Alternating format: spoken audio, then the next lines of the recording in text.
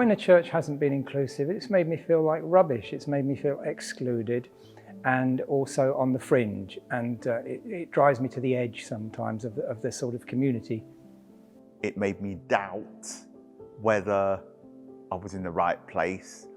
It's inevitable, I think, but it's also a bit disappointing that even in the 21st century, there are still lots of people out there who don't really understand sight loss and who don't really understand what it is that people with sight loss need and what it is that people with sight loss can do. So every 6 minutes, someone in the UK starts to lose their sight. That's 250 people every day. Essentially, Jesus was someone who was radically inclusive.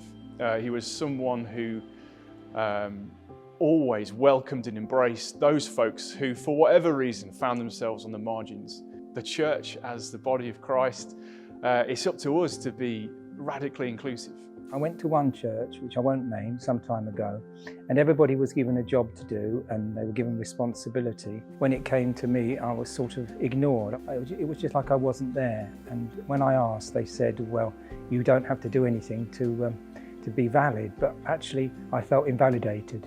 It just felt like an excuse for giving me nothing, expecting me to be happy with that.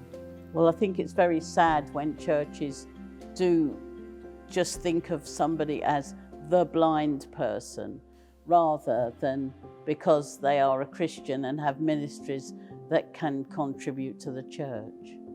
Everyone has the right to a fulfilling spiritual life, but feeling that you can't join in or you're not part of the congregation often leads to people just not attending church. One of the main ways in which being as inclusive as we can be, being a sight loss friendly church has had on our visually impaired folks is just that sense of real belonging to a community of faith.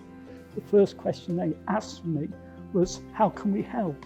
How can we do things to assist you in being a participator within the church service? And we soon discovered that the best thing for them to do was to email me the service with the hymns on a Thursday or a Friday.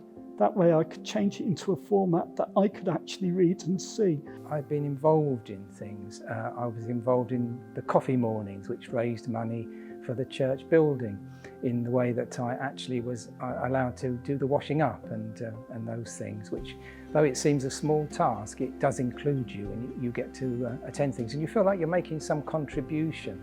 Well, I'm now worshipping at Coventry Cathedral where I sing in the choir, and that was really quite special that the cathedral had confidence in me to be able to sing in the cathedral choir, and that was really quite heartening.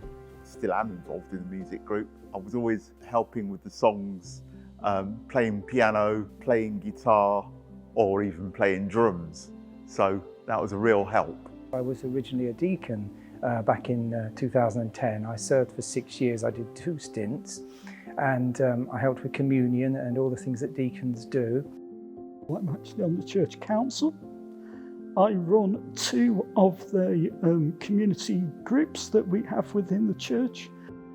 On various occasions I'm able to preach the sermon, and I do Bible readings, and I run a Bible study once a month. We want churches to be able to welcome everybody. So at Torch we really want to work alongside you and help you to be sight loss friendly, so that people can have that warm welcome and really feel part of a congregation. Sight Loss Friendly Church from Torch Trust, helping your church become sight loss friendly. Learn more at sightlossfriendlychurch.org.uk or email slfc@torchtrust.org.